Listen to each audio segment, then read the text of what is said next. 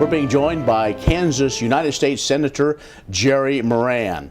Lots of issues to talk about. One that is important to Kansans that maybe sometimes we don't think about. As fall harvest will soon be upon us, we hear stories of rail transportation issues in the Dakotas. But there's also those concerns of transportation in Kansas, and part of that is, maybe what goes on in Congress to not help them get what's needed, or is congressional action, can that help to get some of these grains and some of these ag products moved? Ken, we often don't talk this way, but agriculture is dependent upon a global economy.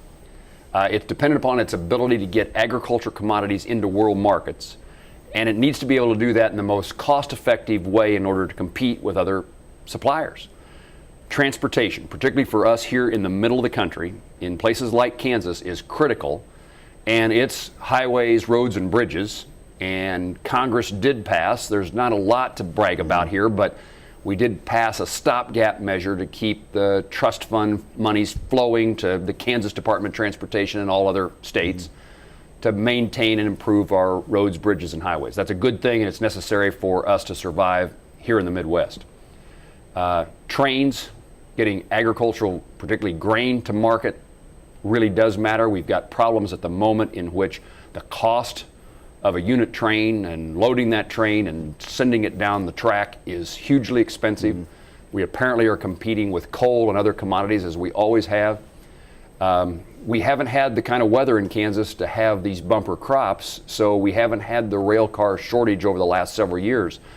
But those trains matter, and we have an ongoing working relationship with the railroads, trying to make certain that we have the necessary cars. And the policies in Washington, D.C. are to try to make certain that that when we haul grain, it's competitive, both with other railroads and with trucking that grain. Let's take a little sidestep, but something that is important to fuel that transportation, things like ethanol. We have just a short amount of time. The renewable fuel standard still, that hasn't been finalized. Well, EPA at the moment has the ability to up the standard or lower the standard. In my view, those decisions need to be made scientifically, and we've had some challenges always with the EPA reaching the right conclusions on many topics, so it's hard to ever defer to them. But ethanol is one of those things that matter to grain producers. In fact, even more so now over time to the livestock producers with the DDGs. And so we have a significant opportunity to provide for agriculture, feed a hungry world as a result of what we do in regard to energy. But I would say that the Obama administration's attack on fossil fuels, on oil, potentially natural gas, upon coal, what that means in rural America is higher prices. It means higher prices at the pump for diesel fuel.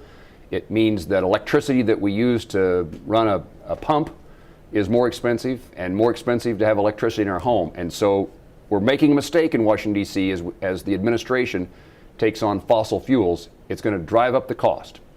We're talking with United States Senator Jerry Moran. You're watching the Kansas Ag Report. This segment brought to you by Oldie Seed Farms, carrying soil-specific seed. Find them on the web at oldieseed.com. That's OHLDE seed.com. Farmers Insurance, your best protection against the unexpected. Call Agent Dan Key at 785-408-5459. Grass and Grain, online or in the mail, keeping Kansas farmers informed for over 60 years. grassandgrain.com. Blue River Traders, the finest selection of Western-style furniture for your home. BlueRiverTraders.com. If you'd like to advertise your business on Kansas Ag Report, give us a call at 785-554-5974. We're talking with Kansas United States Senator Jerry Moran. Well, a year ago we were talking about when a farm bill was going to get done. It finally was complete. Implementation process is now going on. From the Kansas congressional delegation, you voted for it. Why? Well, we needed a farm bill. Farmers needed certainty. What are the rules? And most importantly, they needed to be able to take something to their bankers so they could borrow money to get through the year financially. A farm bill is important. And the way I looked at it is this the farm bill I would write? The answer to that question is no. I would have changes, something different than what was in that bill. Could we get a better bill passed through this Congress anytime in the near future? The answer to that question is no, too. So is this the best opportunity at this moment? I think the answer to that question is yes. And so it needed to be done. We could make improvements, yes, but not without years of work. And so now was the time to get farm policy in place. And of course, a farm bill is a pretty short-term piece of legislation, and we'll be back in a few years starting on the next farm bill. The reality is that there aren't enough of us who care about farm policy to get a farm bill passed. It becomes more and more difficult every year. And there were those who wanted to say that we need to separate food stamp and nutrition programs from the farm bill. The reality in Congress is there's a lot more members of Congress who will vote for food stamp and nutrition programs than will ever vote for a farm bill. And so the marriage, as Bob Dole created a long time ago, the marriage of those two items into a farm bill is really the only way there's going to be a farm bill. So needed to happen.